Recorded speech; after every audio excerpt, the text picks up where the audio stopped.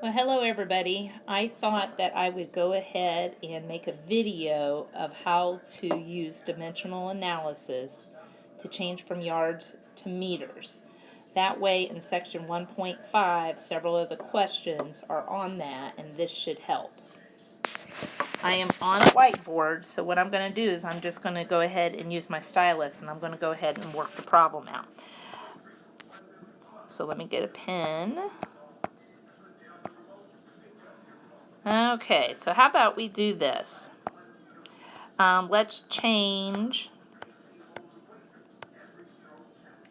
7 yards, and I just picked a number, to meters. So on section 1.5, number 1, it asks you to put them in order. What unit would I use first, and what unit is last? Well, if you notice, we're going from yards to meters, so definitely yard would be first, and meters actually going to be the 5th one for number 1. But let's go ahead and set this up and actually find the numeric answer for the number of meters that are equal to 7 yards. So the very first thing you're going to do is you're going to set up a few fractions. So you're going to draw a fraction bar multiplied by a fraction bar multiplied by a fraction bar. Remember, the top is called the numerator, the bottom is called the denominator. So for our first fraction, we're going to put 7 yards over 1. Okay?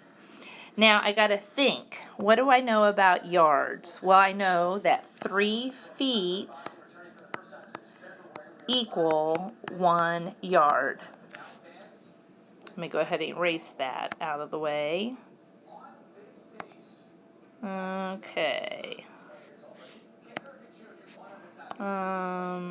Let me see if I can find my eraser. I may have to just back this up. Okay.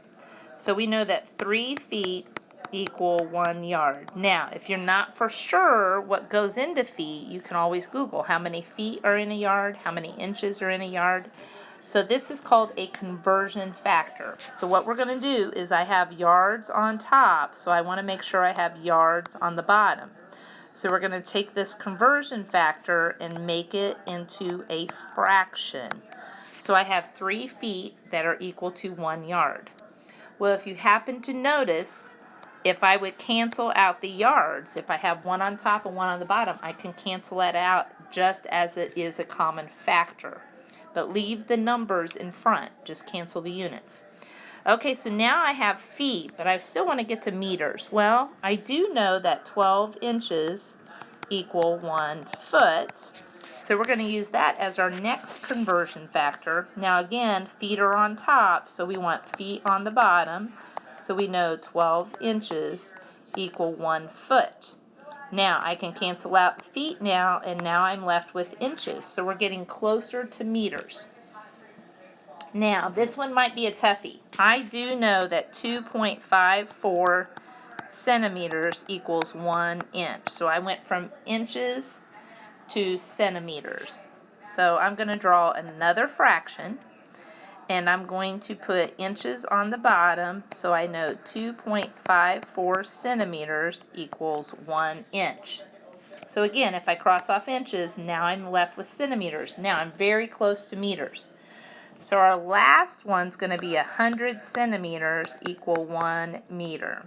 So we're going to multiply by one more fraction. We know that centimeters have to be on the bottom, and there is 100 of them, and that equals 1 meter. Cross off centimeters, and now I'm left with meters.